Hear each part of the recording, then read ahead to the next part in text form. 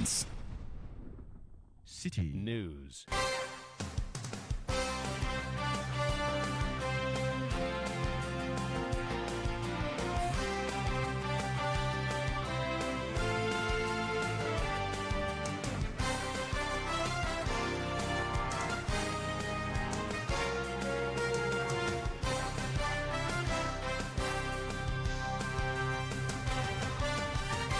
It's 17:30 GMT. This is Eyewitness News on 97.3 Citi FM. I am Umaru Sanda Amadu. Tonight, I'm here with Ejubi Wiafe Akente.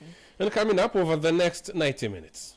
Since I made that change, I see my brother Haruna sit somewhere. The other guy, Muntaka, you also sit somewhere. Let people come, new people come, and you sit on the bench and watch. NDC Chairman Johnson Asiedu Nketia stirs the hornet's nest by explaining why the change of Haruna Idrisu and Muntaka Mubarak as leaders of the then minority was the party's best bet to winning the last general elections. We'll be hearing those explosive comments he made in Haruna Idrisu's own constituency of Tamale South. Also coming up, TikToker who issued death threats to President John Dramani Mahama granted a 1 million cedi bail. We'll be hearing from her lawyer. And later on Eyewitness News, minority in Parliament expresses worry over government's failure to evacuate Ghanaians in South Africa over xenophobic attacks. Stay with 97.3 Citi FM for more on this and many other stories on Eyewitness News. And in business, Judgment on GN savings could open floodgates for more legal action against Bank of Ghana. That's in business news in the next 50 minutes. The show is live across Ghana on a number of affiliate stations. Across the globe, we are on citynewsroom.com. We are also on Facebook and on YouTube. Just look for Citi FM. We are interactive. Send us your messages on WhatsApp number 0539 986 996. 0539 986 996. You can alternatively go on Twitter or X as is now called and mention my handle at Umaru Sanda or at Citi973 and the world gets to hear what you think. This is Eyewitness News on 97.3 Citi FM. Johnson Asiedu Nketia is perhaps one of the most experienced politicians in Ghana, having risen through the ranks from an assemblyman, deputy minister, minister of state, deputy general secretary, national chairman, and now there are rumors in town that he wants to be flag bearer of the NDC. He has been for the past few weeks embarking on a thank you tour across the country where he's been thanking the NDC base on the performance of the party in the last elections. Today, he was in the Tamale South constituency, the constituency of Minister for Education, Honorable Haruna Idrisu. And when he met party members, he spoke about a number of things, including why the Honorable Haruna Idrisu and Muntaka Mohammed Mubarak were removed as front leaders of the NDC when they were in opposition to be replaced by Ato Forsen and Emmanuel Amakofibwa.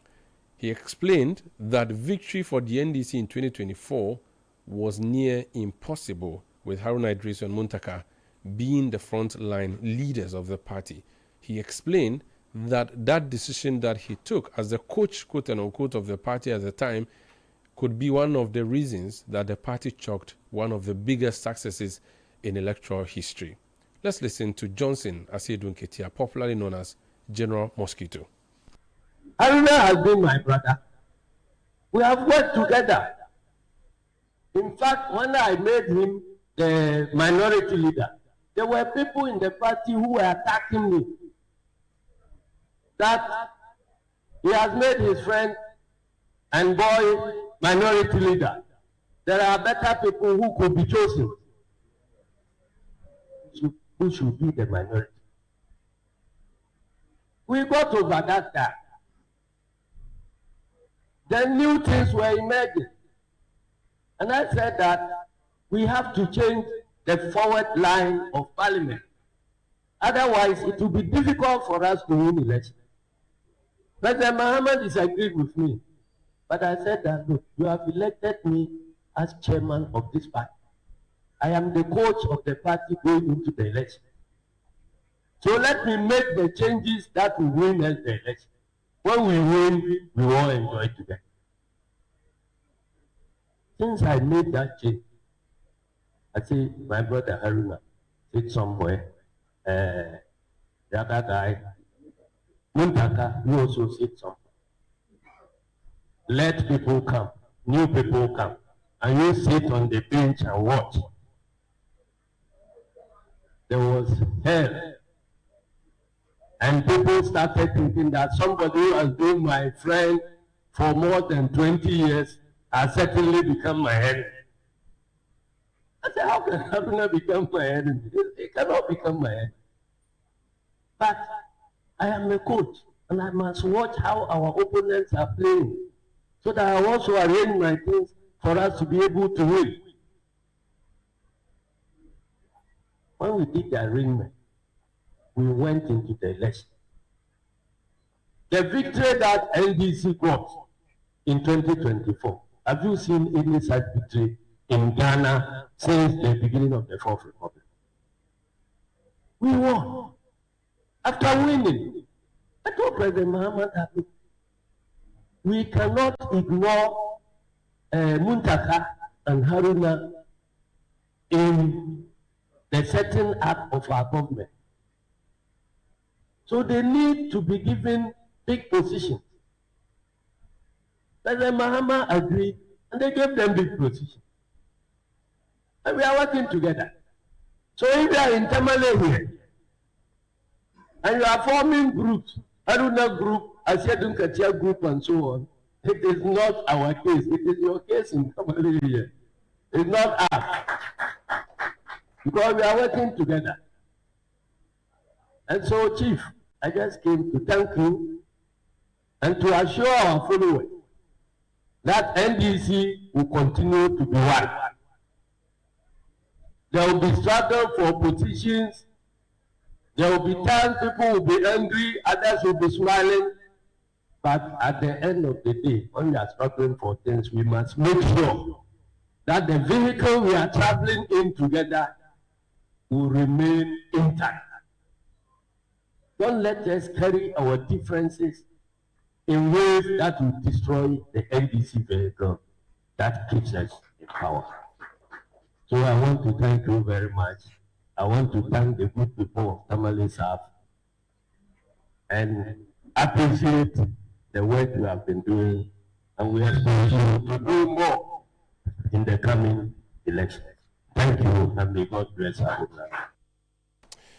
So that's the Honorable, the chairman of the national chairman of the National Democratic Congress, Johnson Asiedu Nketia, popularly known as General Mosquito, speaking in Tamale South in the northern region on his thank you tour to NDC members and indeed Ghanaians generally for electing the NDC in election 2024. This is Eyewitness News on 97.3 Citi FM. We are coming to you from our studios in Accra, and we are around the globe on citinewsroom.com. Are you a member of the NDC? Send me your comments. What do you make of what the chairman has said? Or you're just a listener. What do you make of what the chairman has said? Send me a message on 0539 986 996. 0539 986 996. Eyewitness News. Be there as it happens. You know that feeling when you're getting ready for work. Your shirt is still crumpled and the iron is just starting to warm up. Or you're late for the wedding and now about to blow dry your hair. Or you have just stocked up meat for the cold store and then suddenly, light off. Life just keeps getting paused. But what if your roof, yes, your roof, could keep things running in your homes and businesses? With EcoBank ASAP, you can switch to solar now by getting a loan to buy solar power systems with no upfront cost and easy repayment. Power your life through EcoBank's vetted solar vendors and lower your power bills over time. Take back your power with EcoBank ASAP. EcoBank, the Pan-African Bank. Let your voice be heard on Eyewitness News on Facebook at facebook.com/Citi97.3, Twitter at twitter.com/Citi973, and Instagram at instagram.com/Citi973 with the hashtag Eyewitness News. You're welcome back. This is Eyewitness News on 97.3 Citi FM. Nana AJ Bafwewa, good evening. You're welcome to Eyewitness News. Good evening, my brother. How are you doing? I'm well, thank you. You speak for your party on Constitutional and Legal Affairs Committee in Parliament, but you are also a private legal practitioner. The understanding is that you represented a lady by name Akosua Sewa Minat. She's a 26-year-old TikToker who went on social media and called for the head of the president, literally. He wanted the president killed, President John Dramani Mahama. You are her legal representation. Yes, but speaking as a lawyer, good. The tape is yet to be made available in court. I'm not too sure whether or not my client is the same person who is being described, whose tape is in circulation. Okay, and but did you represent this? Did you represent this lady in court? Yes, I represent a lady in court called Mahama Aminat. Not Akosua Sewa Minat. That's. But for the record, I represent Mahama Aminat. Okay. The person I represent in court is called Mahama Aminat. Okay.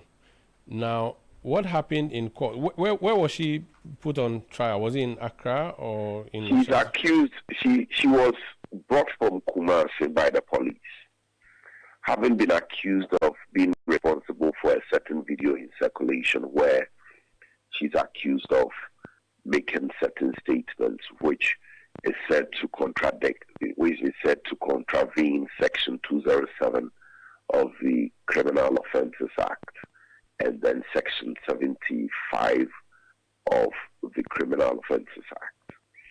And so that's basically why she was brought to court.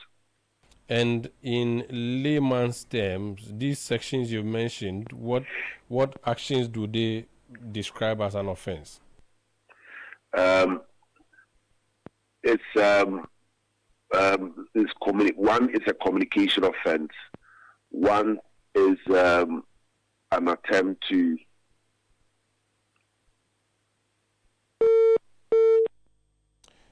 Apologies, I lost Nana Eje Bafo there. I'll try and get him back on the line. He's the Constitutional and Legal Affairs Committee spokesperson of the New Patriotic Party, but also, for purpose of this conversation, he's lawyer for a lady who has been arrested and put before court. Now, if you go to our website, citinewsroom.com, the story is that a 26-year-old TikToker, Akosua Sewa Minat, has been granted bail to the sum of 1 million cedi, with 2 sureties after being arrested over alleged death threats against President John Dramani Mahama. The court ordered that one of the sureties must be a civil servant earning not less than 5,000 cedis monthly. She is also required to deposit either her passport or Ghana card with the police and report regularly to investigators while investigations continue. Let's go back on the phone line. No, sorry, we lost you in there. So I'm saying that your client was physically in court, and what transpired before the judge made the order? So one is offensive conduct conducive to breach of peace, and then the Section 75 has to do with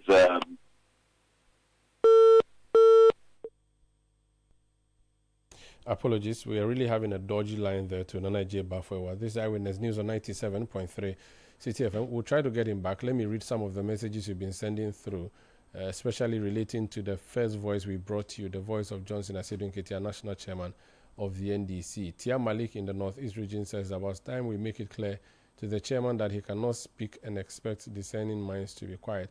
It is very clear he now wants to lord himself over everyone in the party, including the sitting president, and that has to be stopped. Abi National in Wasa, freedom of speech does not mean you should say anything on air. The law should take its course.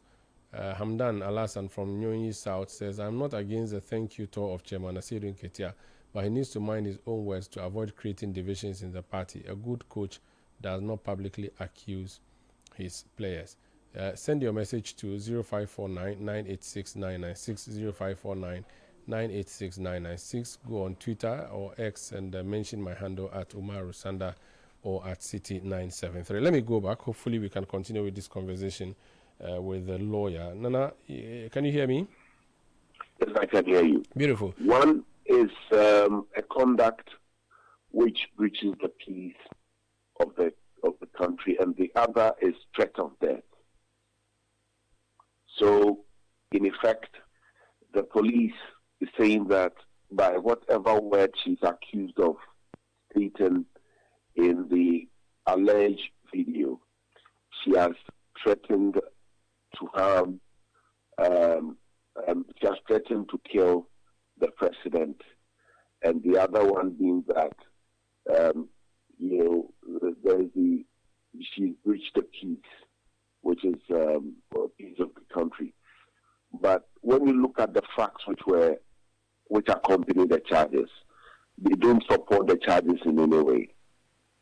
They don't support the charges in any way. The facts don't support the charges. What was the argument of the state in court today? The argument of the state basically was that given her bail, so basically the state came in and then read the facts were read, the charges were read to the lady. She pleaded not guilty, and then the prosecution then read out the brief facts. After they had read out the brief facts, we made a bail application. Hello, sir. Hello.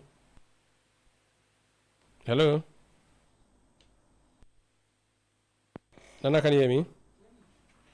We're really struggling to continue with our conversation. This is Eyewitness News on 97.3 Citi FM. Let me bring more of your messages that have been coming through. Akapo Junior and Hafomim says, the comments made by Asidun Ketia on the land of Honorable Haruna Idrisu is a smart attempt to woo him to his side. The purpose of his tour is covertly to canvass for support. John Labini from Sangmyeon says, thanks to the national chairman of the party, but some of his comments should be kept in a closed box because some of his words might seem irritating going forward into the upcoming general elections. Kennedy Onipayede says, Honorable Asidun Ketia should refrain from comments that can tear our great NDC party apart. Sometimes too much desperation for power causes a slip of the tongue. Francis says, can't wait for NDC's first ever presidential. Oh, what do you mean by first ever? Say it will be brutal. Well, this wouldn't be the first ever presidential race, but of course, I get what you're trying to say here. This one says, good evening, Umaru. I vehemently disagree with Chairman Asidun Ketia for making the comment. It is totally unnecessary. That's Ismail from Tema. From Konlan, Konlan is sending this message from Jimbali in the Yonyo district, and he says, I have taken time to listen to the video very well. Thankfully, he spoke in English, so no one can interpret it to us. My candid view on the statement is that he didn't say anything bad against Honorable Haruna Idrisu and Honorable Muntaka. He only said he strategically made the changes in order to improve the chances of the party's victory. Let me bring you other messages. This one from, he said, what a big wisdom, General, you are. Or what a big wise man, I'm sure you want to say, General, you are. Too good, very great coach. From Reverend Egan, NDC branch chairman, Gomwa Potting in the Gomwa East constituency. God bless you, chairman. This one's from Sami in Georgia. He says, if I have the capacity, I would advise the national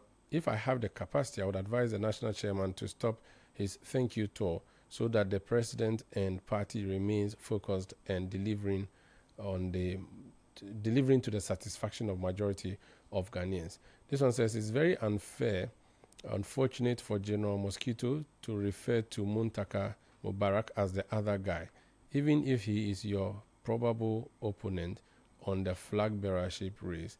Those words are bad. That's Alex from Tema. This one is from Deladem from Petwe in the Agotime Jofi district of the Volta region. And he says, good evening, Citi FM. I think the NCCE as a public institution has a lot to do in this country. Most of our young ones need more education on how to use social media platforms. This is serious. Prince Henry in Kofridoa says, good evening. We have the right to express ourselves as the Constitution gives us that right. But as responsible citizens, we must do that in a responsible manner and not to harm or cause fear and panic. May God bless our homeland, Ghana. This Eyewitness News on 97.3 Citi FM. One final attempt to speak to Nana J. Brafo who is lawyer for the young lady who has been arrested and remanded. Your work granted bail. We'll find out if she's been able to meet the bail condition. Nana, you're welcome. Apologies, we are really having a terrible line to you tonight. I don't know what's happening. Well, so you were explaining to us what the state said in court. Now, how did you oppose that? Did the state insist that she should not be granted bail, or the state was not opposed to the grant of bail? No. They fiercely opposed to the grant of bail. They fiercely opposed to it.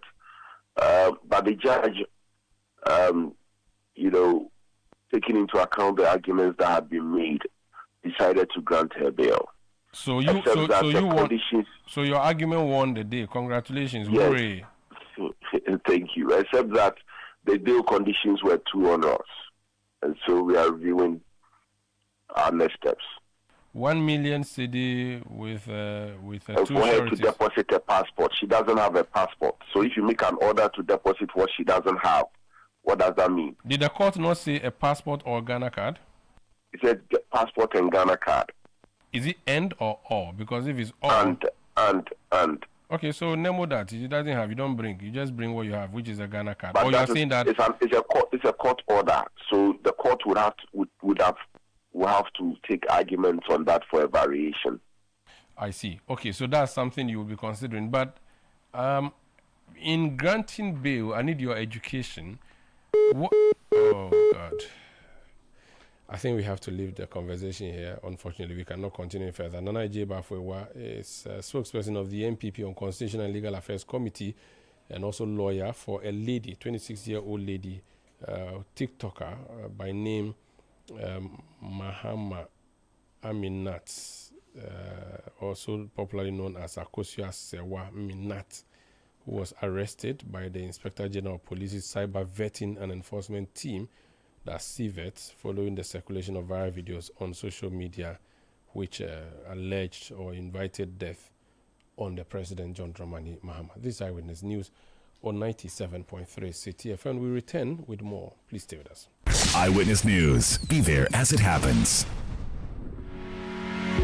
Are you an HR professional, a people manager, a business leader, or someone interested in understanding how organizations achieve results through people? Then join the Chartered Institute of Human Resource Management Ghana for the CIHRM 2026 conference under the theme Advancing Human Resource Excellence in Ghana, Leadership, Technology and Governance on 10th and 11th June 2026 at Alisa Hotel, Accra. Register today at www.cihrmghana.org. For bulk tickets, sponsorships and partnerships, contact Adelaide on 0508-822-456 or Audrey on 0508-824-058. CIHRM 2026 conference, shaping the future of HR in Ghana.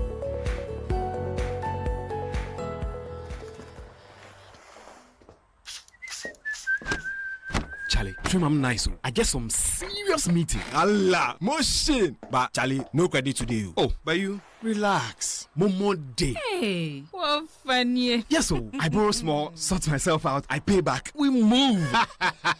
Spot there. Ah, Charlie, you sure say you dey pay back? Yes, so that anytime somebody else they need them, Momo day.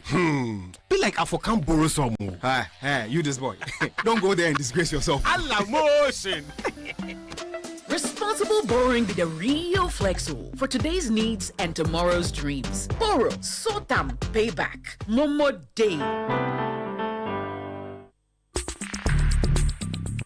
Let your voice be heard on Eyewitness News on Facebook at facebook.com/Citi97.3, Twitter at twitter.com/Citi973, and Instagram at instagram.com/Citi973 with the hashtag Eyewitness News. You're welcome back to Eyewitness News on Citi 97.3 FM. To some other stories, the minority in Parliament has vowed to resist any attempt by the majority to push through critical legislation under a certificate of urgency as Parliament resumes sitting. The House yesterday commenced the second sitting of the second session of the ninth Parliament. Addressing a media briefing, Deputy Minority Leader Patricia Appiah accused the majority of abusing its overwhelming numbers in Parliament. The NDC has repeatedly overridden minority objections or votes. Debates have been cut short, and critical amendments from the minority have been voted down en bloc. The caucus emphasizes its commitment to the democratic principles that must govern all proceedings of the House. Collaborations versus confrontations. Despite tensions, the minority remains ready to collaborate on national issues where there is genuine common ground. 2026 mid-year budget review. Should the government miss targets or seek to introduce new taxes, the minority will fiercely contest it. We will pay particular attention to any attempt to remove remaining subsidies or hike VAT. Legislation under certificates of urgency. We hereby put the majority on notice. We will not tolerate another year of rampant and unjustified use of urgency certificates. You heard Deputy Minority Leader Patricia Appiah. Away from that, Ghana's High Commissioner to South Africa, Benjamin Ananekwashi, has denied claims that Ghanaian authorities abandoned a man at Johannesburg's OR Tambo International Airport during a planned evacuation exercise. The response follows a viral video of a Ghanaian man identified as Sylvester Boache at the airport expecting an evacuation flight, although officials say he was never directed there and evacuation plans are still being finalized. During a meeting, the High Commissioner said the information appeared to have come from an unofficial community WhatsApp group and not the High Commission. How many of you on this group went to the airport? I think it's only me. It's only you. So, is it on the group that they told you to go to the airport? No, they didn't tell us to go. But you decided to go on. So let me reiterate that there's no Ghana High Commission ever sent the CSH. Ghana, that's why you realize that the first group is supposed to be with 300 people. Not even a single, but let's say 299 didn't go. We were the only person who went there. And the impression is being created that the plane was there, but it was only one person okay. Did you see any plane when you go to the airport? No. Were you told that the plane that is coming for the Ghanaian airport? Nobody. Did they tell you that the plane has arrived? So the government of Ghana is still in the process of finalizing. We checked the list of the first group that is supposed to go, and I realized that your name is not even at the first group. The South African High Commissioner also assured that the man would be added to the first batch of persons expected to be evacuated soon. I now understand the agency with which you have to go home. So I'll speak to the consular officer to put you on the list, the first 300. I know that you want to go and see your mother. I know that you want to go and see yourself. So we'll put you on the list. This time round, only listen to what the consular officer will tell you. We're expecting that the first group will leave next week. So prepare yourself. What is going to happen is that the consular officer will explain to the Ghanaian community so that they can explain to you. They'll show you where to come, the day that you are supposed to come, what you have to come with. Then we will take all of you to the airport, then you can go back. So you'll be part of the first 300. But will not listen to any other group telling you to go to the airport, if not the Ghana High Commission. You heard Ghana's High Commissioner to South Africa, Benjamin Ananekwashi. This Eyewitness News on 97.3 Citi FM, coming to you from our studios in Accra, Ghana, and live across the nation on a number of affiliate stations, including In the Western region on Premier 100.5 FM, Beach 105.5 FM, and Sky 93.5 FM, all in Takoradi. In the Bono region's capital of Sunyani, we are on Greener 95.9 FM. In the Afo region, we are on Hammers Radio 106.5 in Gosu. If you go to the Ashanti region, we are on the campus of the KNUST on Focus FM, and also on Orange 107.9 FM in the Kumasi Mall. In the Volta region, we are in Kpando on Akpini Radio 96.7 FM, and also on Heritage 107.3 FM in Hohwe. In the Northern region, we are on Dasuma Radio 99.1 in Yendi. In Upper East, we are on Word FM 88.3 in Zuarungu, and on Bolga 102.7 FM based in Bolgatanga. We are also on Gunzang 90.1 FM in Tongo. In the Upper West region, we are on Westlink 88.1 FM in Laura. We are in Northeast region on Eagle 94.1 FM in Waliwali, and Radio Jimbali 107.3 FM in Jimbali. We can also be heard on YouTube and on Facebook and on our website citynewsroom.com, and your comments are welcome to the discussion. This is Eyewitness News on 97.3 Citi FM. I am Omaru Sandamad here with the Jubi Wiafe Akentin, who brings us our next story. Government says it is expanding infrastructure in all senior high schools to increase intake capacity as it plans to phase out the double-track system by the end of 2027. According to President John Dramani Mahama, new dormitory blocks, lecture halls, dining halls and auditoriums will be constructed to enable all students return to the traditional academic calendar. He made this known in Sola as part of his Resetting Ghana tour of the Savannah region. Of 2027, no senior high school will be doing double track. We're reverting to the old system. Everybody will go to school at the same time so that we can increase the contact hours with the teachers. And so because of that, we're going to expand the infrastructure in our senior high schools.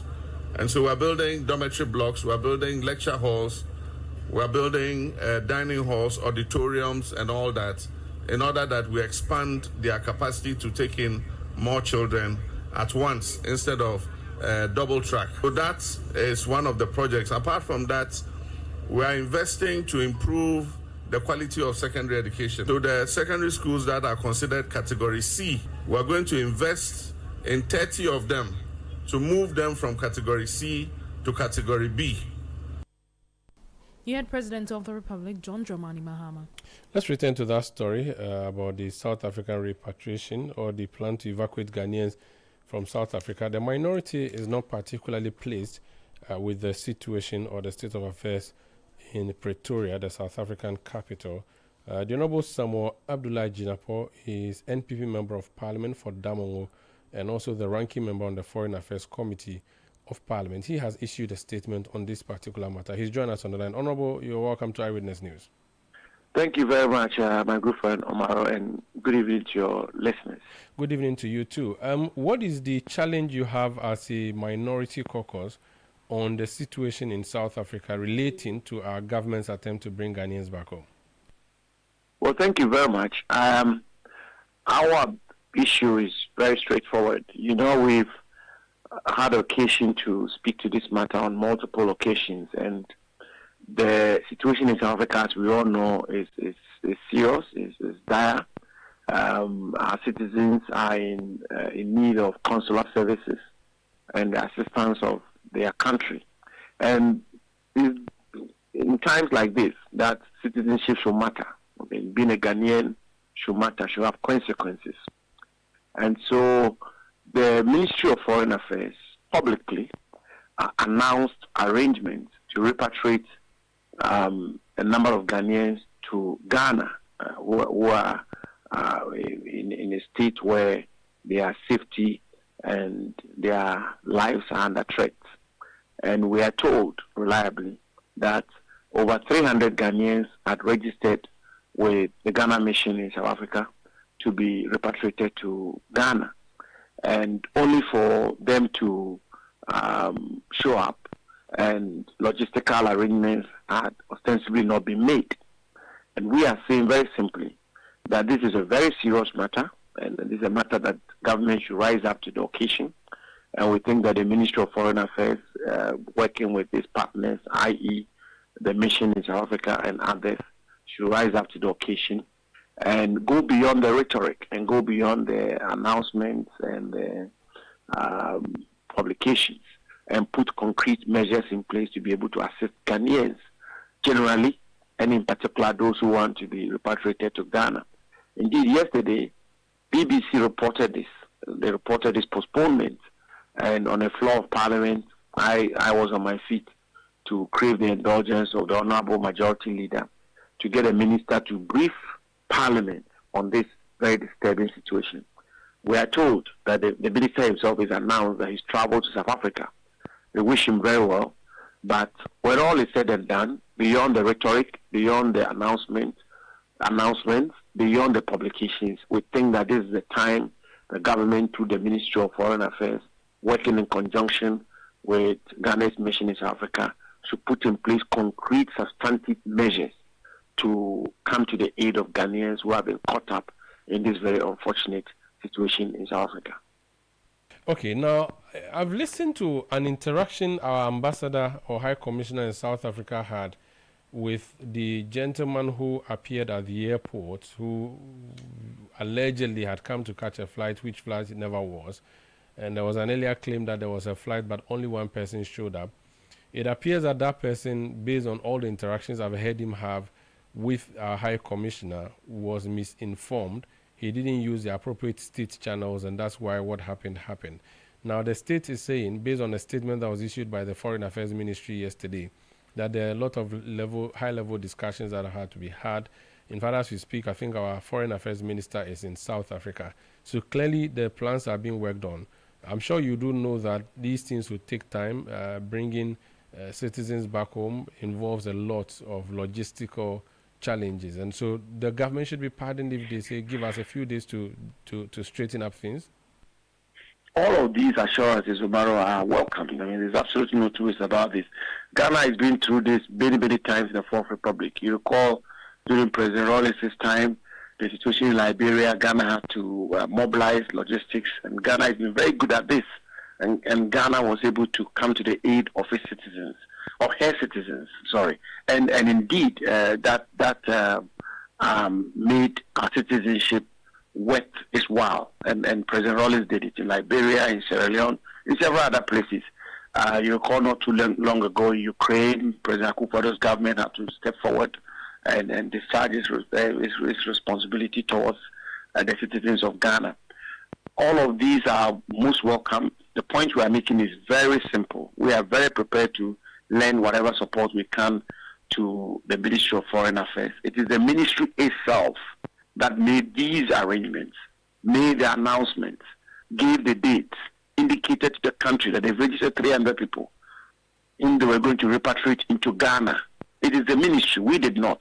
And it's the ministry itself which put out a statement that it is postponing the repatriation. I guess the reason they gave was because of logistical and other constraints. We are saying we should go beyond the talk. Let's get beyond the rhetoric and get to work as President Rawlings' government did in Liberia, in Sierra Leone, and other places, as President Akufo-Addo's government did in Ukraine, and as other governments did. We should get beyond the talk and the rhetoric and get to action and put in place concrete measures to assist Ghanaians in South Africa generally, and those who want to be repatriated to Ghana in particular. Enough of the talk. That's all we're saying. Is it as I say, it's the ministry itself that put out. It's the ministry itself that put out the timelines and the measures and the number of people. And the ministry that came out to say they cannot, they are unable to deliver. And we think that's very concerning. That's very concerning. And the ministry should be up and doing. And I'm asking if it is your fear that it will not happen. Is that why? Because if they are the ones who, unprovoked, announced that they were going to do the evacuation and have now explained why they are unable to do it on the day or as early as they had planned, we should trust them, should we not? I hope not. I just hope not. I just hope and pray it should not be the case. We think that the ministry, we should all wish the minister and his staff and the mission in South Africa very well, and we should will them on. But we think that where we've got into, we should just, you know, we should deliver. We should get to work. And we think it's enough of the announcements, and there's been a lot of talk about the minister is going to South Africa, this is going to happen. It never happens. A schedule is given, then it gets postponed, and BBC even had calls to report on it. Let's just come to the aid of Ghanaians. I mean, that's all we are calling for. Thank you so much for speaking to us.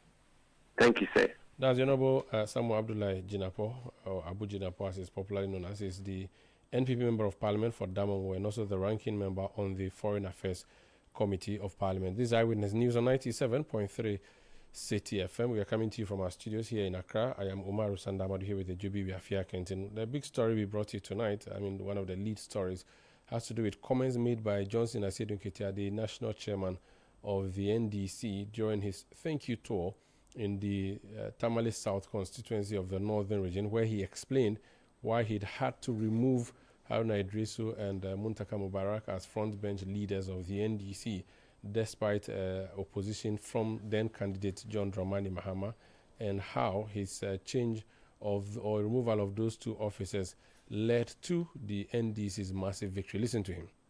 Since I made that change, I say my brother Haruna sit somewhere. The other guy, Muntaka, you also sit somewhere. Let people come, new people come, and you sit on the bench and watch. So that's Johnson Asiedu Nketia. Now, in what appears to be an apparent response to him, even though in a different part of the north, the Honorable Haruna Idrisu, Minister for Education and MP for Tamale South, in whose constituency the NDC chairman made these comments, was accompanying President John Dramani Mahama on a tour of the country. They were in the Sola Tuna Kalba constituency, and this is what the Education Minister Haruna Idrisu said. I recall when President came on his thank you tour, not the other thank you tour, the proper thank you tour of President Mahama. Proper thank you tour of President Mahama as President flag bearer. What cannot be said, because we can say it. A proper thank you of President Mahama, not the curtain raiser one. Not the curtain raiser one. When President Mahama came for... So a thank you to a proper one, that's what the Honorable Haruna Idrisu is saying, not a curtain raiser one, not the other one. Which can the other one possibly be? Fred Tetejabano is our head of current affairs production here at 97.3 Citi FM. Fred has been doing an analysis of the two audios or videos that we have seen so far. Fred, does it look like a response to one person from another? How are you? What's your reading of the two events? So, Sandra, when you look at the two videos or the two audios we've played, they were said at different places at different times. The Asiedu Nketia one happened in Tamale South. Why is it important we mention Tamale South? Tamale South is the constituency of the Minister of Education, who used to be minority leader, Haruna Idrisu. And we've all known since somewhere 2023, 2024, when the removal of Haruna took place, and all the controversies which surrounded that particular removal. And we've also, fast forward after the party won, have seen the camps which are building up ahead of a race, a flag bearership race, as to who would succeed John Dramani Mahama. So Asiedu Nketia now goes to the constituency of one of the people who has been tipped to challenge him for the leadership of the NDC. And in that constituency, Haruna is a very popular person there. You cannot go into that constituency as someone who has been accused by constituents, because even during the removal at the time, after the removal, the constituents demonstrated and protested the removal of Haruna Idrisu. Mm-hmm. So you go to that constituency, you cannot go and just walk away without saying anything. You have to you need to explain to the people what transpired. Why remove their MP as a leader? Remove their MP as a leader, and all the things which took place 2 years ago. He did that, and he explained how that thing happened and eventually won them elections. Now let's go to the Haruna audio. Johnson Asiedu Nketia was in the Savannah region last week. On his thank you tour. The same region the president is in. The same region the president is in now on a reset tour. You recall that last week we had an interview with the Deputy General Secretary of the NDC, Mustafa Gbande, who raised concerns with some of these things which were taking place, and even indicated or said in that interview with you that he would have wished that the national chairman wouldn't have done this alone, but would have done this with the entire party following him. Today, Haruna goes with the president to the Savannah region as part of the reset tour, and in one of his interactions at Sola, he indicated that this is the proper tour. This is the proper thank you tour, led by the president flag bearer. The president flag bearer, in the sense that in 2024, John Dramani Mahama was the flag bearer of the NDC. And it's a thank you tour because now he's president and he's coming to see you after he's won the election. Not the other one. Which other one? The other one which took place a week ago, led by Johnson Esedun Ketia, saying thank you. Done by Johnson Esedun. Done by Johnson Esedun Ketia, saying thank you to party members for voting John Dramani Mahama into power. So this is the issue. Two people who are supposed or are expected or will be seeking to lead the party are all in the northern part of Ghana, going around in the name of thank you and reset, taking a dig at each other. This is what is happening within the NDC as we speak. It is interesting. This is what Mustafa Gbande was warning about, is it not? Exactly. When he did that interview. Exactly. This is what Mustafa Gbande was warning about. And I recall you asked him a question, asking that your national chairman is the one leading this. Why are you not calling him to order? And he says that the president had traveled at the time, and they expect that when the president comes back, they'll call a meeting where everybody will be summoned and there'll be a conversation had. The president is back, and interestingly, one of the people is with the president, and he is making comments and digs at the other person, whilst the other person is in the constituency of the one making the dig and saying, this is the reason why we removed him, and this is what brought us victory. Interesting indeed. Thank you so much. Fred Tesijabano is our head of current affairs and editor in charge of current affairs production here at 97.3 Citi FM and Channel 1 Television. This is Eyewitness News on 97.3 Citi FM. Let's talk about ambulance service now. There appears to be an issue, but before then, Ejubi, what else do you have? The Vice President has been speaking, has she not? Yes, Professor Nana Jane Opoku-Agyeman has called for more trust, better skills training, and strong ethical standards to support the growth of Africa's financial markets as they adapt to fast digital and economic changes. Speaking at the 2026 ACI World Congress in Accra, she said financial markets should not only deal with money and trading, but should also help people by creating jobs, supporting businesses, and helping raise funds for development. We cannot build strong economies on weak markets. Resilient markets cannot be built without trust, and trust cannot exist without competence, ethics, and robust institutions. Ladies and gentlemen, we often speak of capital markets in terms of instruments, yields, liquidity, and infrastructure. Of course, these are important. But behind every trade, policy decision, and market innovation are people making judgments. That is why we need professionals who understand their products and their purpose, manage risk with integrity, interpret data with discernment, and uphold conduct as the basis of the market's credibility.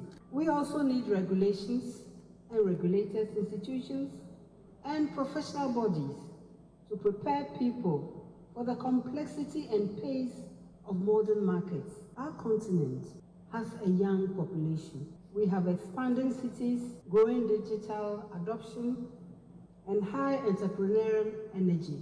If we invest in young people's skills, they will participate in these markets and even go beyond to contribute to designing them. You heard Vice President Professor Nana Jane Opoku-Agyeman.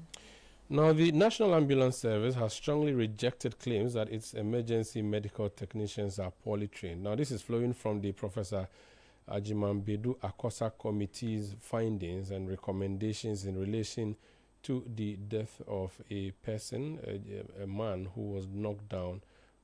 Charles Attah-Mensah, I recall that case, who was taken to 3 hospitals, but eventually died as a result of the no-bed syndrome. Now, as part of the comments made by Professor Akosa, who chaired that committee, he said that the ambulance technicians appear to have done a poor job. Now, this has angered the service. Let's speak to an officer of the ambulance service, Deputy Director of Public Relations at the National Ambulance Service, Simon Yusuf Kewura. He's joining us on the line. Mr. Kewura, you're welcome to Eyewitness News. Thank you, Omar. Now, the words that were used by Professor Akosa, how offensive were they to your profession? Thank you very much, and I want to thank your listeners and greet your staff as well. In fact, using the word poorly trained, that is where we have a problem. The committee report, we accept the committee report, but going forward saying poorly trained, this service, National Ambulance Service, has been in existence for over 20 years. And we have been providing quality pre-hospital care to the people of this country, Ghana. But for Prof. Akosa to come or to use the word poorly trained, that is not the case, because these our emergency medical technicians are people who have been trained by professionals, health professionals, like the emergency physicians, specialists in emergency nursing, and other health workers who are specialized in emergency medicine. So, to say they are poorly trained, I think it is a way of even a fear, putting a fear that's been put in Ghanaians, not to even patronize the services of the National Ambulance Service. So, the management decided to let public know that our staff are well trained. The ambulance service has about 3 stages or 3 categories of staff, all working within their scope. We have the basic emergency medical technicians. We have the advanced emergency medical technicians, and we have paramedic. Okay. Now, so Mr. Kewura, for purposes of context, I would want us to just listen again to what Professor Akosa said, and I would ask you whether he was not making reference to this particular incident and not necessarily the professionalism of all ambulance service personnel. So I want, with your indulgence, to play that voice again of Professor Attah-Mensah Akosa. Okay. Or they could have packed the wound a lot better, and they could have compressed. All they needed to do was tie this hand closely to the chest to stop the bleeding. Because that is the first thing you need to do when somebody is hemorrhaging. All right, they didn't do that very well, and unfortunately, their training is very poor. Particularly the EMTs, they don't even know how to set up an IV line. Wow. All right, so if they had done that, considering the amount of blood he had lost, if they had set an IV line there, but you see, even the ambulance doesn't have that facility. So this ambulance didn't have? It doesn't have fluids, it doesn't have a facility to even it's basically IV cannulas. A vehicle. Well, it's got a ventilator, and it's got a monitoring, so you can take blood pressure, you can take the oxygen. The monitoring is supposed to be continuous, but unfortunately, they couldn't do that because even the tube on the blood pressure, the cuff, the tube on the cuff was torn. So that's Professor Attah-Mensah Akosa. He chaired that committee that investigated the death of engineer Charles Attah-Mensah. He spoke to Bernard Avle on The Point of View on Channel 1 TV. Let me go back. Mr. Kewura is the deputy spokesperson of the ambulance service. Mr. Kewura, you've heard him there. your men or women, or both of the officers you had on that ambulance, could not do a simple thing as stopping a bleeding or passing a line, that is troubling for him. And that is why, and don't forget, he's a former Director General of the Ghana Health Service. So he's speaking specifically to your officers on duty that night, which is what he captured in his report. When you listen to Professor Akosa's assertion that he's not making a reference to that particular EMTs in the ambulance. He's saying that the EMTs are poorly trained. He said that, but before he said that, he explained specifically in relation to those officers. He went further to say that they didn't pack or stop the bleeding. These are the things he said. Yes, so he said they couldn't stop the bleeding, which is something they should have been able to do, one. Two, they couldn't pass an IV line, which is something they should have been able to do. Then he went on to talk about general training of nurses, of EMT personnel. EMT. So why don't you deal with those two instances first, which are instances he believes as ambulance service personnel you should have been able to deal with? That is why in our statement we stated that we accept the reports, but going further to state that they are poorly trained is what we don't want to accept, because but it is if you accept that your people erred on that day, that would be a good sample of a bad situation that has been discovered. No, he said he didn't say we didn't even pack. He said they didn't pack it very well. You understand? So, and they were not able to set IV lines. That is why when I was speaking earlier, I took you through the class of emergency medical technicians we have. We have the basic, advanced, and the paramedic. So, at that particular time, if the EMTs on board are not able to pack the wound very well or stop the bleeding and set IV lines very well, that doesn't mean that the staff are not trained well or they are poorly trained. And that is why we want to avoid, we will not agree to that one. It is that particular time that particular EMTs were not able to provide this type of health care and stop the bleeding. But let me further state that they did their best to make sure the patient is in a stable condition before they transport, which they did, and transported the patient to the police hospital. At that particular time, within 5 minutes, when they got to the police hospital, if the hospital supposed to receive the patient, I don't think Charles Alifa will die. Are you suggesting your people's sole duty is to transport a person and not treat them en route? Pardon me? Are you suggesting that your people's core duty is just to transport them to a hospital and not treat them in transit? That is why I'm coming. You see, our core mandate is to ensure that we provide pre-hospital care. So at that particular time, he didn't say we did not provide. Professor Akosa didn't say we did not provide pre-hospital care. He said badly.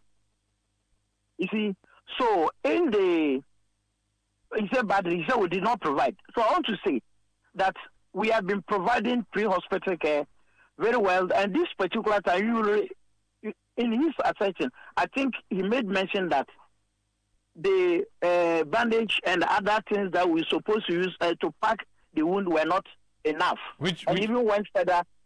Pardon me? Land, because I want us to end. Yes, and he made mention about other consumable, other items that on board of ambulance that were not functioning very well. That's what he said. But going further, to state that we are not doing well, that is what we don't agree. And then I want to make this clear. Ambulance staff, they are well trained. We have been providing pre-hospital care for the past 20-something or 22 or 23 years. Very well. Without any incident. Thank you so much for speaking to us, sir. Thank you, sir. That's Simon Yusuf Keura. He's Deputy Director of Public Relations at the National Ambulance Service. This is Eyewitness News on 97.3 Citi FM. Business News is up next, and then we have Point Blank. Please stay. Eyewitness News. Be there as it happens. Let your voice be heard on Eyewitness News on Facebook at facebook.com/Citi97.3, Twitter at twitter.com/Citi973, and Instagram at instagram.com/Citi973 with the hashtag Eyewitness News. Get the details. Every significant financial transaction, every market movement, and all the policies that affect your business. Citi Business News. Be informed. Time now for Citi Business News on Eyewitness News. I am Ejibi Biafe Akintin. Let's settle for the details. Banking consultant Nana Otuichampon says the court's appeal decision to restore the license of GN Savings and Loans could trigger fresh legal challenges against the Bank of Ghana from other affected financial institutions. On Thursday, the appeals court overturned an earlier High Court decision that upheld the revocation of the company's license during Ghana's banking sector cleanup exercise. Speaking to Citi Business News, Nanotu Echampon said the judgment could encourage other institutions affected by the cleanup to pursue similar legal action over aspects of the regulatory process, adding that GN's matter is still far from over. It also signals that maybe some of the institutions that were resolved should also take on Bank of Ghana as to whether the resolution was done properly. As we speak, there's a reform going on in the non-universal bank sector, which we previously called specialized deposit-taking institution. Now, Bank of Ghana calls them microfinance institutions. So the reforms are ongoing, and as you may or may not know, by 31st December, going into 1st January 2027, the new nomenclature is coming in the financial services industry, and we have all these microfinance institutions renamed with new minimum capital requirements being brought in, and so the reforms are continuing. That was banking consultant Nanotu Echampon. Nearly 30% of working Ghanaians are increasingly turning to gambling and betting as a coping mechanism to cover daily expenses and debt obligations. Despite signs of improving income levels and easing financial pressures in the economy, this is according to the latest Old Mutual Financial Wellness Monitor, which paints a mixed picture of cautious recovery and lingering financial vulnerabilities among working Ghanaians. Here's more. The report reveals that although 37% of respondents say they are earning more than they did a year ago, an improvement from 22% in 2023, many households remain financially exposed. According to the study, 39% of Ghanaians remain worried about losing their income, while more than half, 53%, risk running out of funds in less than 3 months should they lose their jobs or income streams. The findings suggest that although macroeconomic conditions and consumer confidence are improving, many households still lack adequate financial buffers to withstand economic shocks. To reduce the risk associated with income instability, more Ghanaians are now diversifying their income sources through side jobs and freelance work. The report notes that 27% of working Ghanaians are now polyjobbers, that is, people earning additional income beyond their primary jobs, up from 21% in 2024. Young people are leading this trend, with 32% of Ghanaians aged between 20 and 29 reporting additional income streams, largely driven by limited job opportunities and rising financial obligations. Emmanuel Pong with that Business Desk report. Now, Deputy Finance Minister Thomas Nyako Ampim says Africa's economic growth and transformation can only happen if the continent has strong and well-organized financial markets that can raise and channel long-term funding. Speaking at the 2026 ACI World Congress in Accra, he said Africa's development depends on financial systems that can turn savings into investments that support growth, innovation, and industrialization. We seek to build a Ghanaian and African economy where young people create technology, where young people create technology companies instead of only searching for jobs, where local industries compete globally, where agriculture becomes commercially integrated and export-oriented, where digital finance reaches every community, and where financial markets become engines for national transformation rather than merely channels for liquidity management. But let me emphasize this clearly. None of these transformations can happen without strong and sophisticated financial markets. The transformation journey will require patient capital. It will require innovative financial structures. It will require deeper and more integrated bond markets. It will require blended finance solutions. It will require venture capital and private equity. It will also require sustainable finance instruments. The Deputy Finance Minister reaffirmed the government's commitment to building a strong and stable economy supported by bold reforms, strong institutions, and investments that drive growth. And as Ghana hosts the world here in Accra today, we do so with confidence, we do so with optimism, and a firm belief that the strongest chapters of Africa's economic history still lie ahead. The present moment demands ambition, confidence, and decisive action. This is not a time for hesitation. It is a time for bold reforms that strengthen confidence in our economies and deepen trust in our institutions. It is time to mobilize capital towards transformation, infrastructure, technology, industrialization, entrepreneurship, and sustainable growth.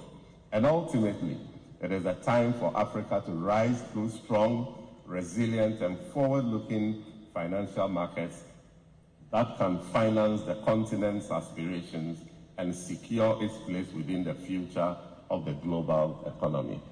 That was Deputy Finance Minister Thomas Nyako Ampim. Away from that, the Dubai Chamber of Commerce has led a 19-company business mission to Ghana as commercial relations between both markets strengthen.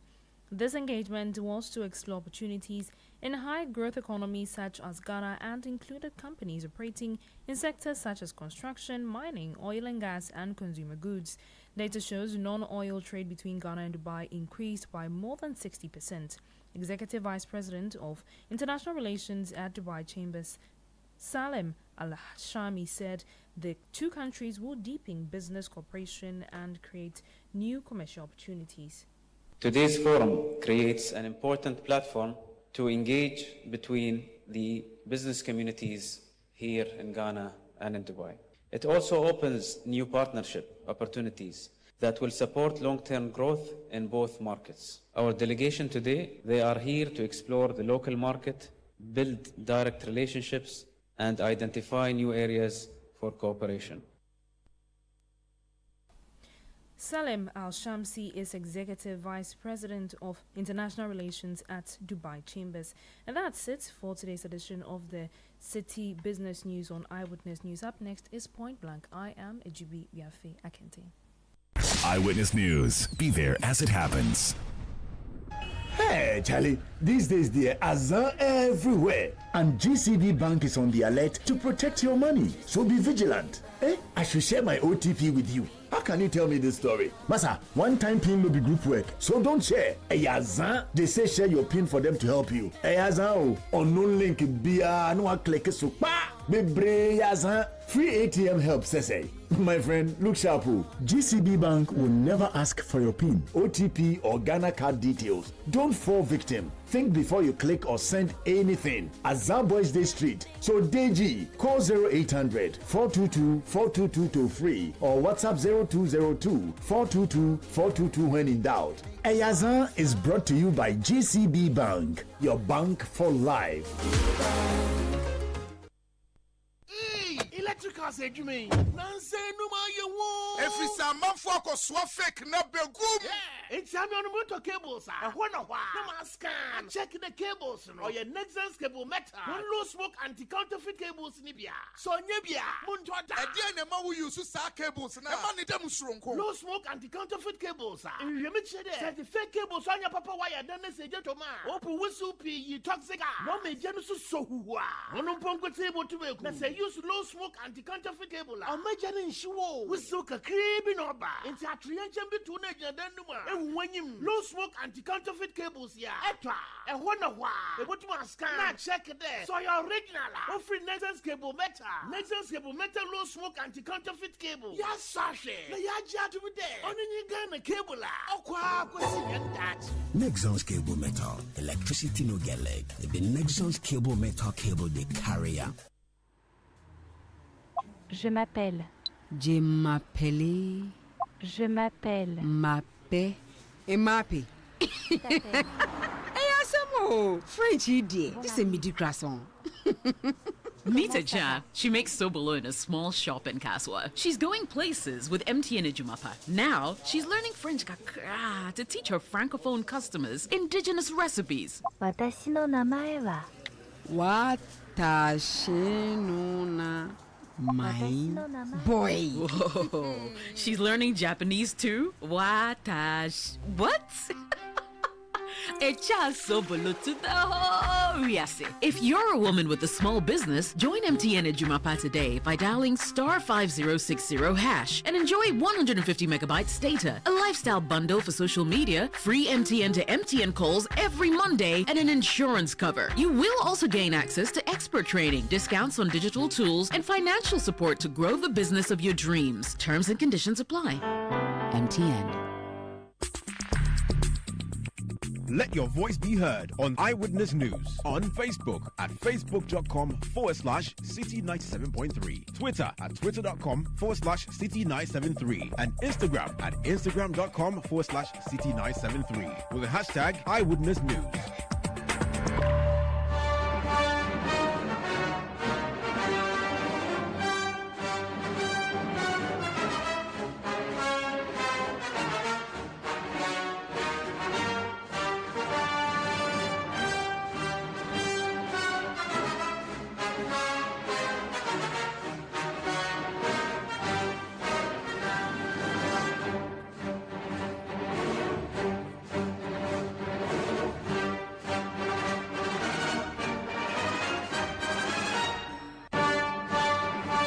This is Point Blank on Eyewitness News. I am Umaru Sandama. The Point Blank tonight is going to the House of Parliament.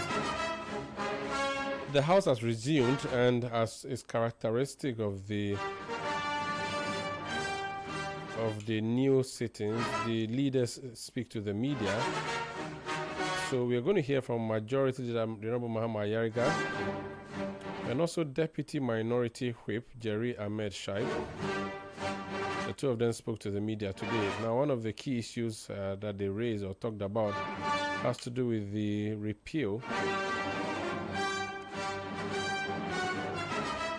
or the amendment of repeal of Section 208 of the Criminal and Other Offences Act 1960, Act 29. The debate over the law has intensified following the prosecution of some opposition figures, including the Bono Regional Chairman of the NPP, Bronye DC, over comments alleged to be false and likely to cause fear. So let's hear from Mahama Ayariga. After that, we hear from Jerry Ahmed Shaib. For public discussion, whether we want a country where anybody can just get up and say that journalists met with the majority leader and they shared 2 million Ghana cedis so that they can report, in favor of government, and that all the parliamentary press corps have been corrupted and they take money and that, they don't do their work, they cover up whatever is happening in parliament. Do you like to live in that environment?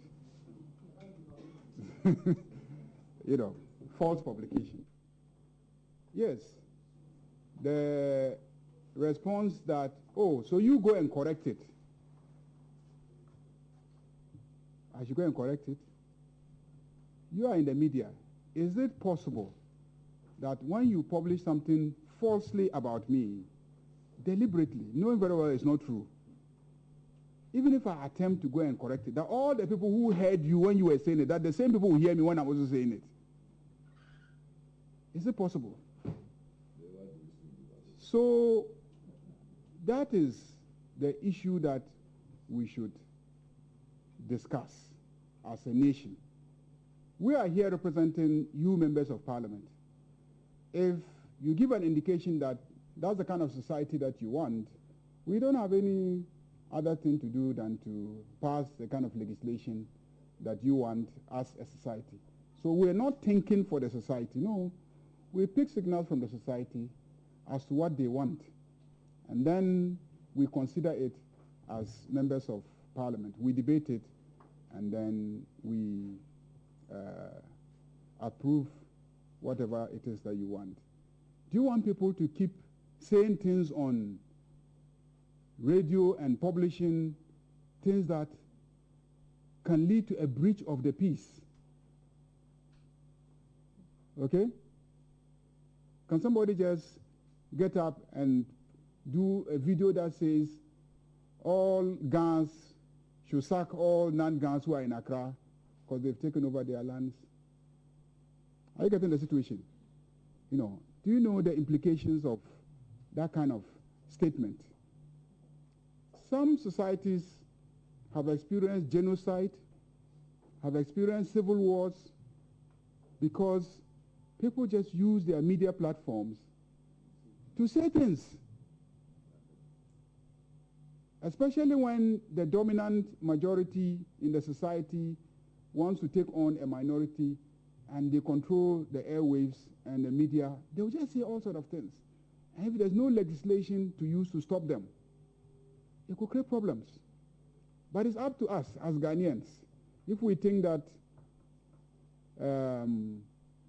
we should have a system where anybody can say whatever he wants to say, and we don't care if it can lead to a breach of the peace, if it can unfairly damage the reputation of institutions.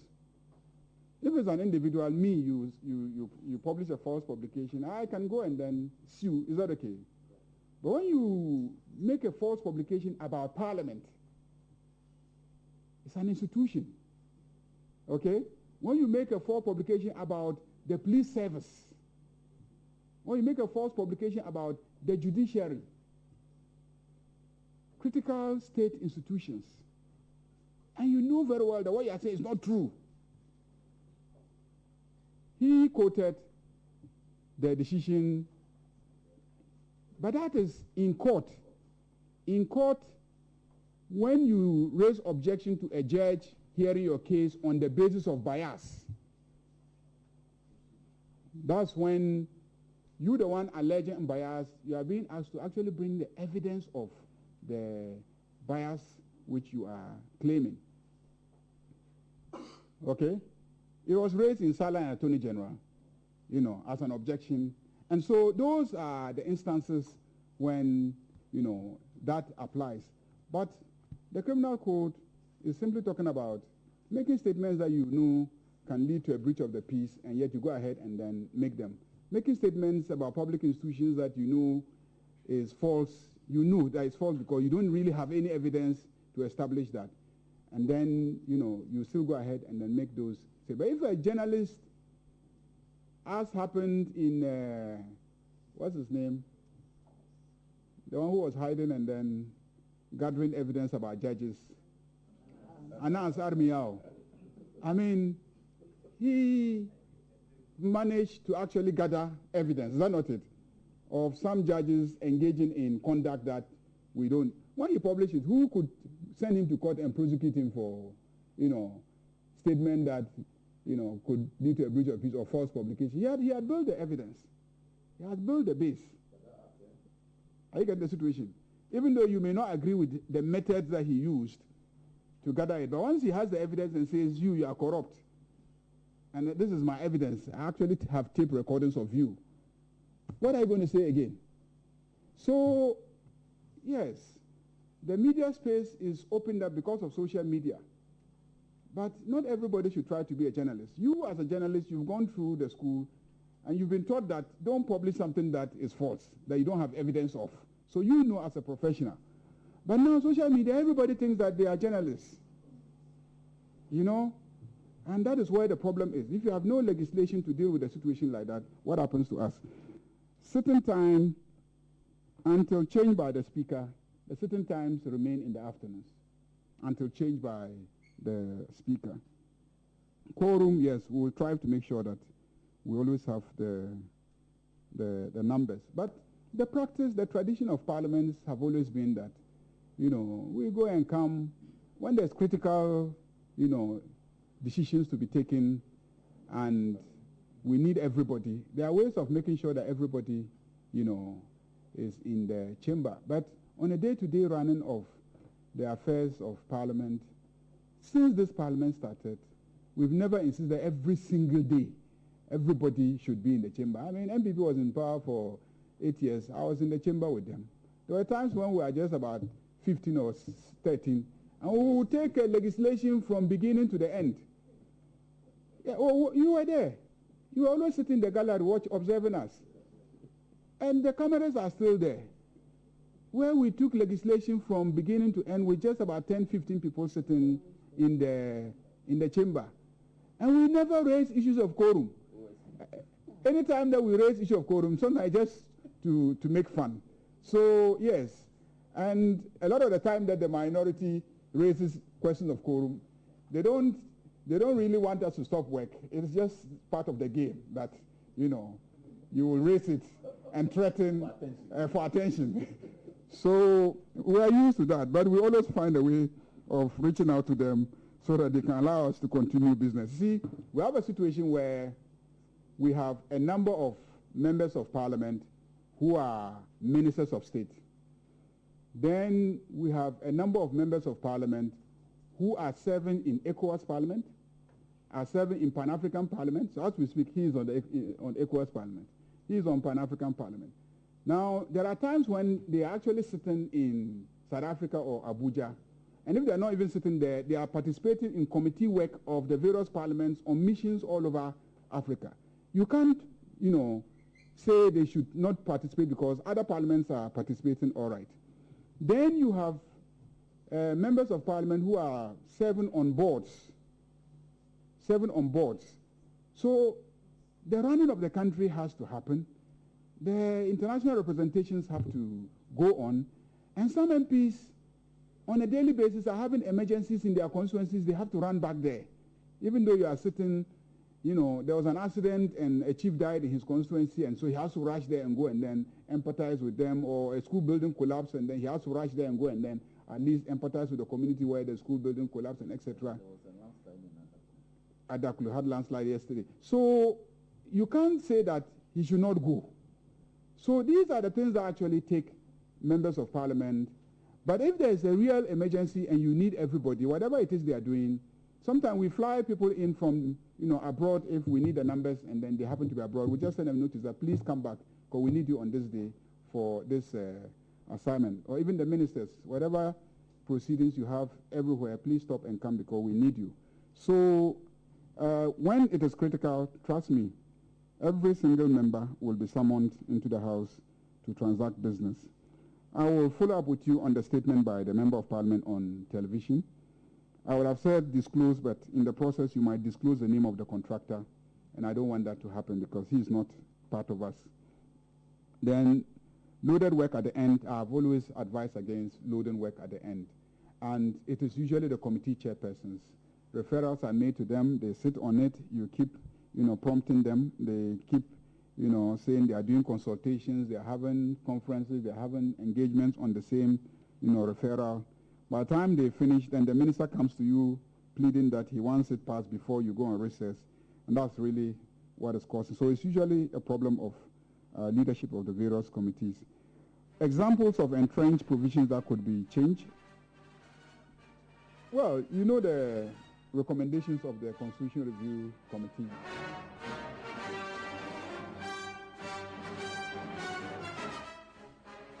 Against the backdrop of the flowing from the question from the Channel 1 correspondent, you want to find out with the list we have whether or not 207 and 208 are not being abused. I mean, it's clear. Everybody is aware. If we've gone beyond abuse, we are now under the instructions of the president, who once said that they have the IP addresses of everybody. And so when you make some statements, you'll be sought after.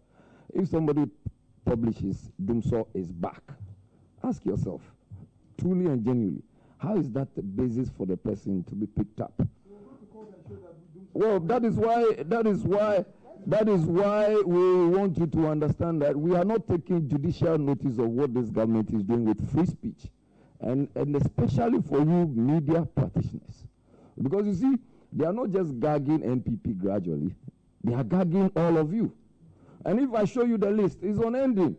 It started with Kwame Abonye, Intim Fojo, Paula Domochi, Daniel Adumaku, Sir Obama, Mohammed Zakau, Yaya Abiu, Fanti Comedy, Mr. Achenkwa, Okateche Afrifa Kofi Nkansa, Alfred Abebi Adenta Kumi, whose wife actually lost a child just because of this harassment. Godin Asare Bediaku, Abubakar Yakubu, David Esando, all of this and more. You ask yourself, what is the basis for the arrest? Because somebody published that, oh, there is somebody in a gay dress, and that is the basis for you to arrest. How does that amount to insult? What have we not said and heard? And assuming that this is the trajectory we want to go through, then it means that you media practitioners should be up and doing, because it will come to you. And the majority leader, who is a lawyer, should know. You need to understand that if care is not taken, you will not be, the harassment is becoming too much. And I keep saying that state institutions have been weaponized to just do this. How do you, a misdemeanor offense, how do you keep somebody and say that, oh, I'm going to wait till the matter is fully determined. Then when we get the order comes in a different form. And the day that you even gave for them to, in the order, for them to even reappear before court is likely to be a holiday. 27th will be a holiday, 28th will be a holiday. And a certain particular court is becoming notorious, which is the Circuit Court 9. So if we are not taking care of these things and they go into a different element, people will not sit down and watch forever. You should not allow this gagging to go on forever. The intimidation and harassment, and it's always one-sided. I'm just hearing majority leaders saying that, oh, somebody else, it's all cooked. That is part of the scam.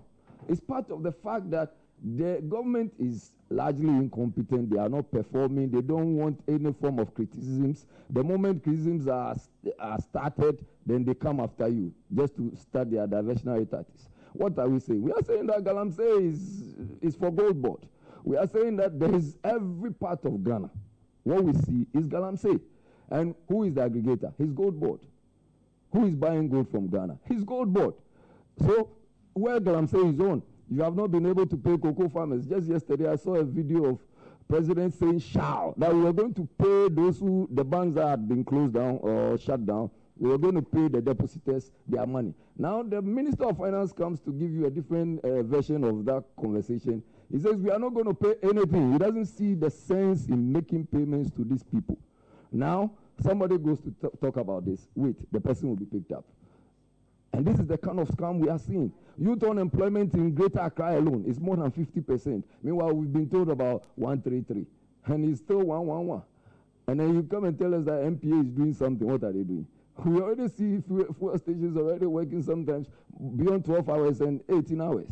So, please, our prayer really is that as media practitioners, don't be observing table manners too quickly. Don't be present at the table and be observing table manners. So when you are observing table manners, you don't talk when you have to talk. The words of Honorable Jerry Ahmed Shaib, MP Wejagba, with Deputy Minority Whip in the House of Parliament. Earlier you heard Mahama Yerga, NDC Member of Parliament for Boku Central and leader of the majority side in the House. That's by way of Eyewitness News for the week. I am Umaru Sanda Amadu. I did this tonight with Ejubi Wiafi Akentin, produced by Sami Wiafi, Beverly Landon, Fred Tete Jabano, Juliana Odemiasari, and Wells in Kobina, with production assistance from Manuela Hansen,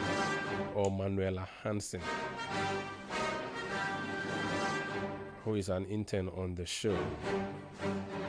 Technical support from Emmanuel Latte and the new media team led by Edwin Kwakofi brought us online to your phones. We'll be back on Monday at 17:30 GMT. But if you want more news and current affairs, the big issue tomorrow at 9 a.m. with myself is something you should be watching out for. We'll do the analysis of the big story on Channel 1 TV and on Citi FM. And at 8 p.m. tonight, I'll be with you on Channel 1 TV with Channel 1 Newsroom or CNR. I'll bring you the day's news wrap on television. But up next, the City sports team is in studio to bring you Sports Panorama. I'm hearing that we are going for a friendly match without our coach that we are paying plenty money to. First game, I don't know why. Sick leave, travel leave, I don't know. Or he's going to look for players somewhere, so will come. Okay. They said the match 2 is at 2 a.m. So it means 2 a.m. The last time I saw people wake up at 2 a.m. to watch something was when Azuma Nelson was boxing. People wake up at 3 a.m. or 2 a.m. and they want to watch Roger Miller. Somebody like that. Those times, yeah. Oscar de la Hoya. Coach, now Oscar de la Hoya, was he a boxer or a footballer? Boxer, yeah. Oscar de la Hoya. Those times we used to watch it on President TV in Mr. Ulaku's house. Charlie. So the City Sports team is bringing you Sports Panorama next. Have a great weekend. Catch you on Monday. Bye-bye.